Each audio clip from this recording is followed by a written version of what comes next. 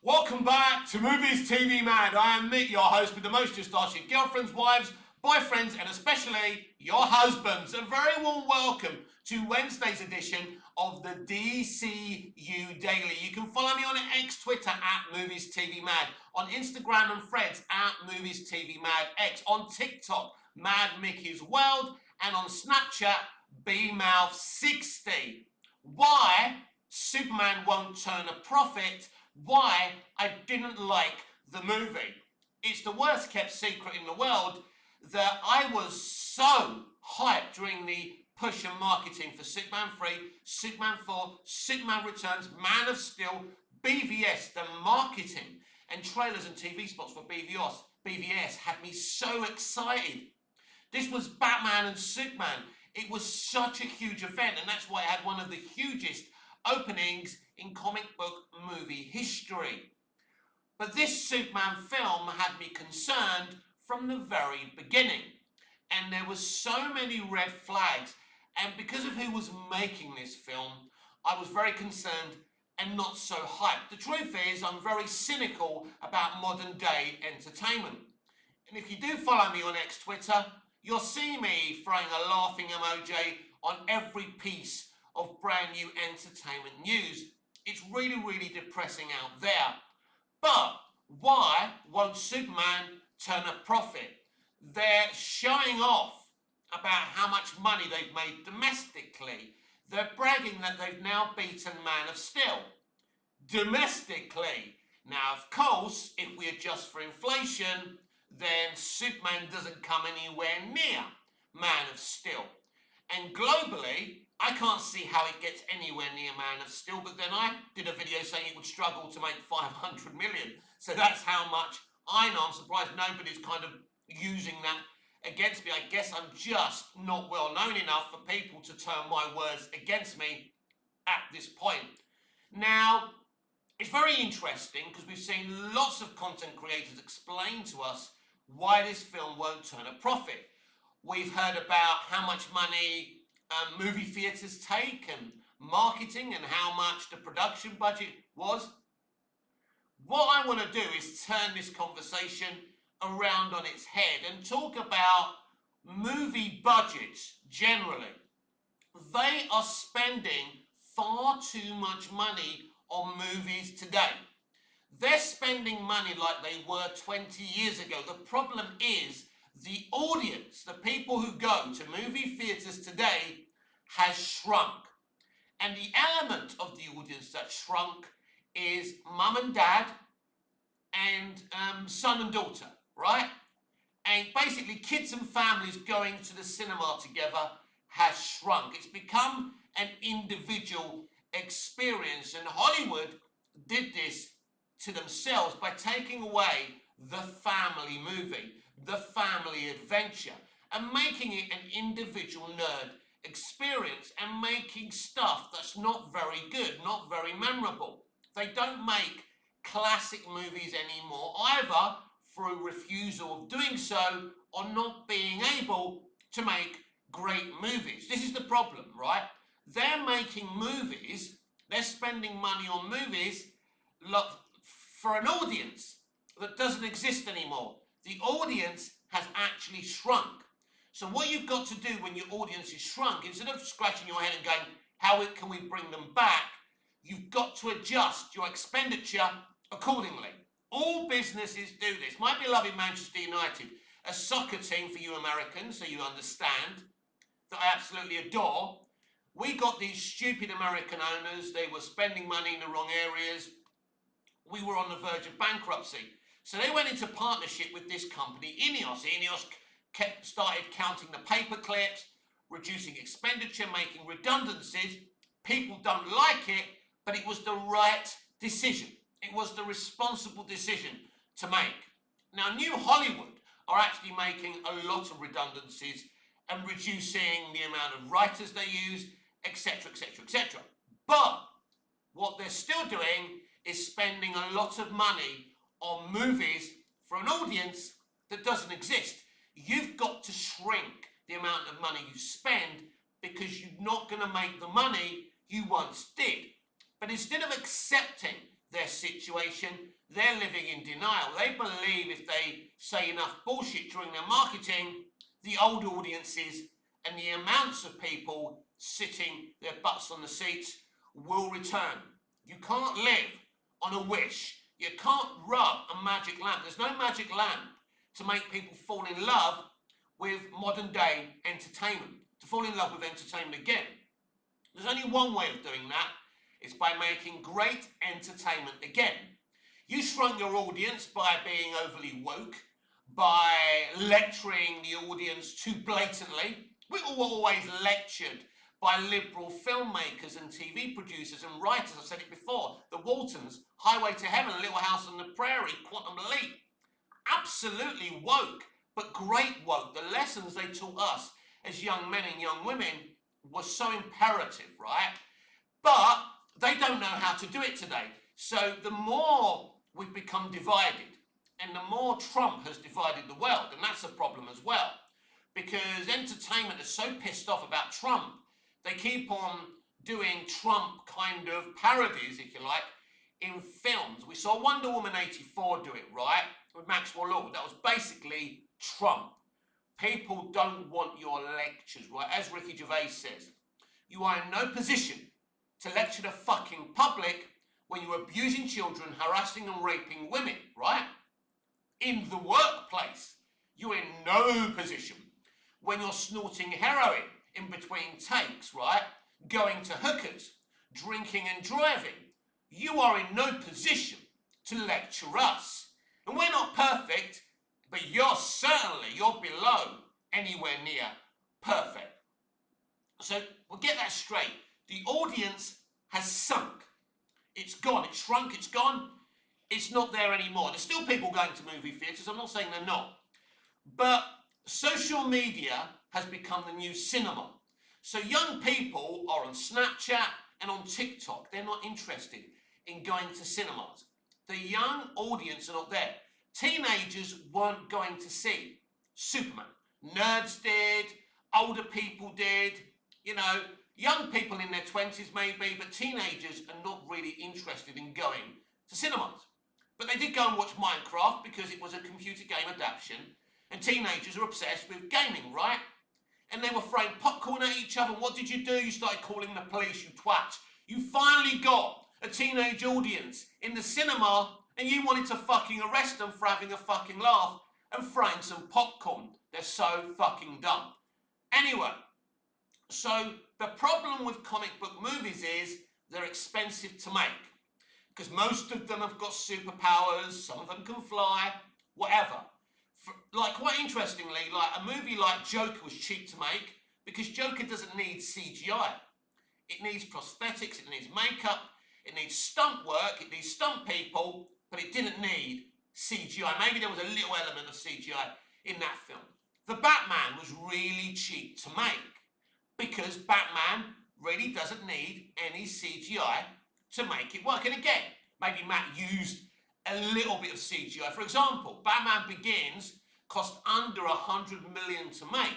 So when people say, well, Batman Begins made around 400 million or 330 million, whatever it made, that's fine because it didn't cost a lot of money to make.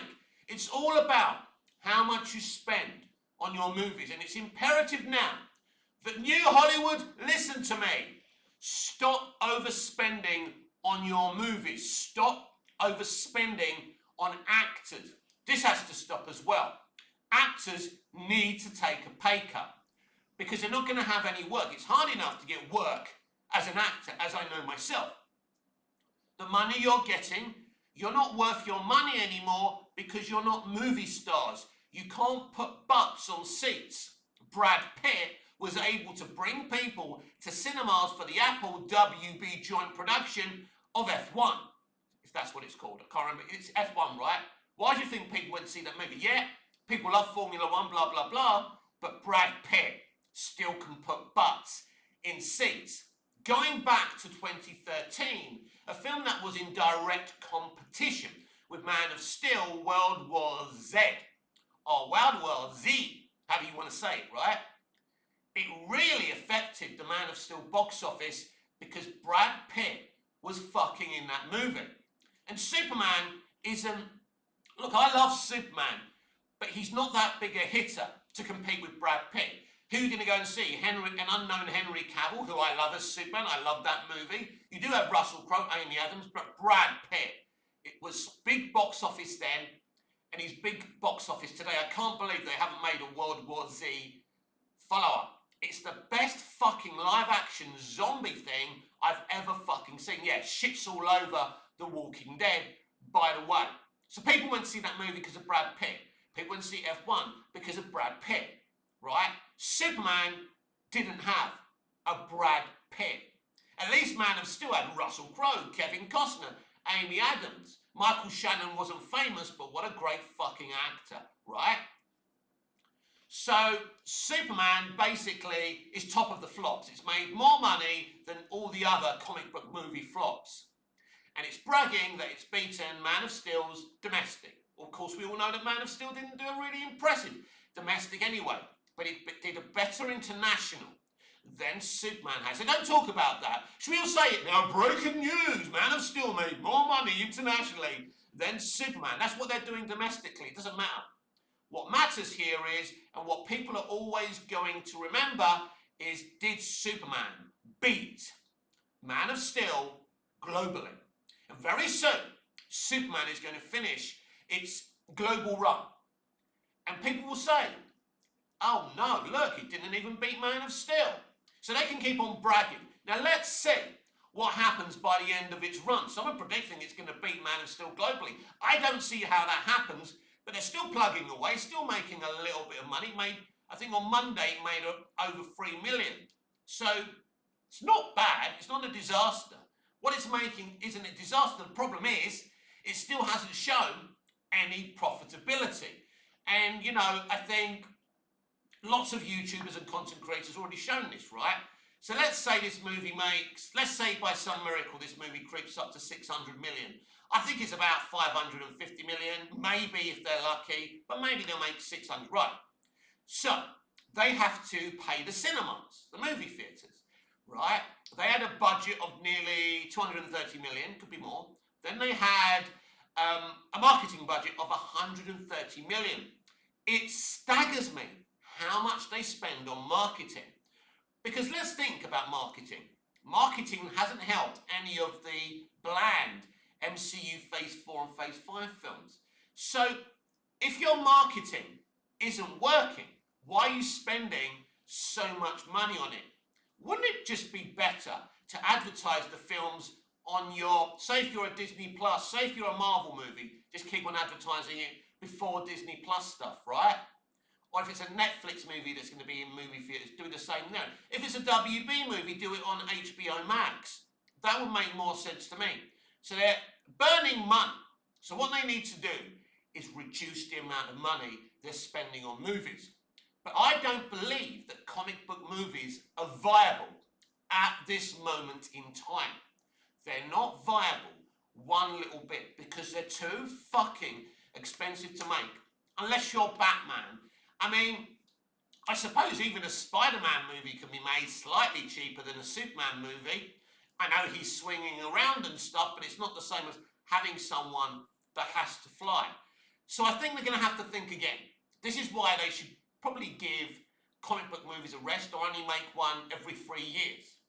Because you're making franchises. You've already said that the DC Studios will release 2 movies a year and 2 or 3 shows on HBO Max. So that's an expensive expenditure, and if you're not getting it back, if you're not making any money, what's the fucking point? They're happy to die on these hills because they're stubborn, because they're an echo chamber, and they're not listening to outside voices. So Superman has no profitability because at this moment in time, it hasn't taken in enough to make themselves a profit. And because they spend too much money on these movies, they have to make more and more money. So 700 million is what everyone's saying for it to even break even, right? That's not even without a profit. So you need to make about $1 billion. But to make a huge profit on a comic book movie, you really need to make about $2 billion because they're spending so much on it. It's a fucking joke. So I think they have to variety of movies. Movies about people. Movies about characters. Less CGI heavy movies because they don't have the audience to sell these movies to any longer. Now, why didn't I enjoy James Gunn's Superman? He's called Superman. He was far too weak. He constantly needed rescuing. He was constantly crying and shouting like a fucking baby. And when I see my hero having a dog round his fucking ankles going, oh, stop it, that ain't Superman. You're a fucking disgrace. You shouldn't even call yourself Superman. Seeing Lois Lane rescuing him. People say this wasn't a woke movie. Wasn't that woke? That Superman's a fucking beta bitch, right?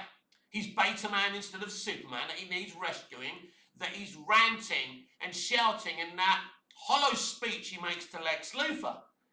And then Lex Luthor says, yeah, well, the government wants me to kill you. And then the dog attacks Lex. This is James Gunn.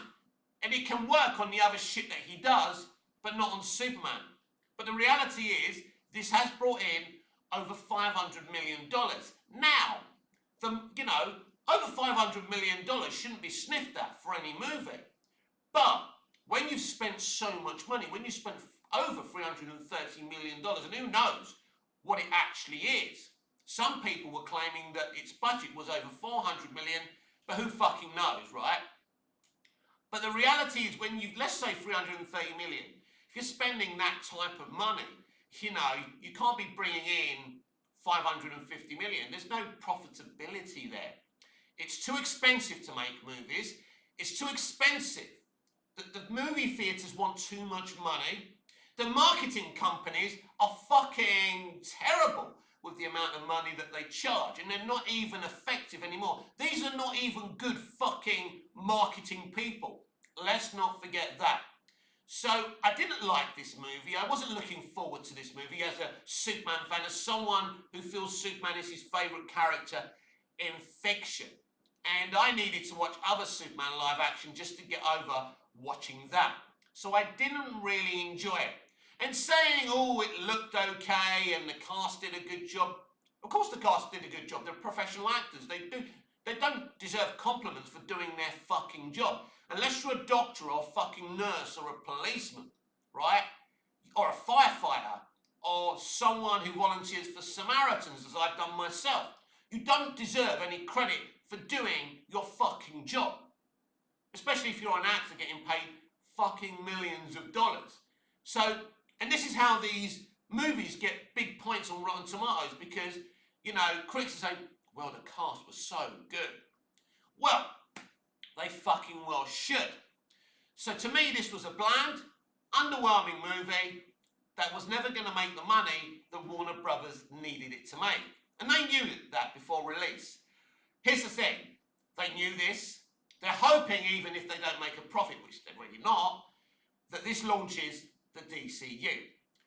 But just wait, because big things are going to happen. You're going to be hearing some big announcements from DC Studios after this film's gone through its run, maybe even after it's been released digitally. When it's released digitally, when it's on HBO Max, when you can buy it on digital, right? After they've made all the money, things are going to start to happen. You're going to be very, very surprised. And there's not going to be anyone who can defend this movie to you when you see the reaction, the real reaction from Warner Brothers Discovery from the fallout of this movie. You see, Brad Curran, who's a big Snyder fan, did a great, beautiful article, and I read it. And basically, he's explaining that James Gunn's Superman has the same narrative and aesthetic and tone as Justice League. It's not the production, it's not a mess like Justice League, but it's the same tone, right? And that's what the guy's saying. It's the same film. Warner Brothers haven't changed their thinking since they drove Snyder out and made Justice League. Throw some gags on it. Throw some bright colours.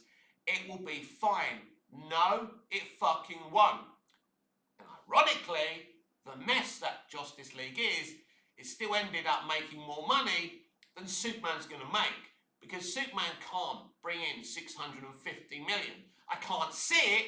It'd be a miracle if that happens. You'd need a lot of creative accounting to make that happen. But they're plugging it as a success. The influencers and celebrities they've paid to compliment this film are saying this is a success, it's amazing. It's nothing but propaganda and a lie. Man of Steel wasn't made for profit. It was made because David Goyer had a vision of Superman. And it was a great contemporary vision. When I remember first seeing the Krypton sequences, fucking beautiful. And seeing General Zod as a once fallen hero becoming this vicious dictator.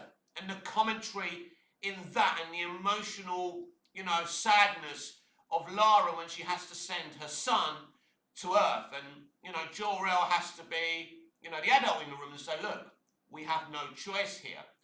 And the fact that they shocked us all by not showing us Smallville sequences, we went right to the ship where Clark does his first rescue. Then we see the Smallville scenes in flashbacks. It has great commentary in it. It has lots of different commentary. It gives Clark relatability. And he has to fight General Zod. He has to put that costume on before he's had any training. It really is a Superman Begins movie. Visually, it's groundbreaking. It's probably the best Superman movie visually, right? I still think Superman 78 is the godfather of all comic book movies. Let's not get that twisted. But it's a great visual feast. And the visual storytelling by Zack Snyder is sensational. It's not a perfect movie. You can pick it apart if you decide to pick it apart. You can pick anything made by human beings apart because we are flawed, so anything we make is flawed. But it's a wonderful film with a wonderful original score, with some wonderful performances, and it's a much better fucking Superman movie than James Gunn's Superman will ever be.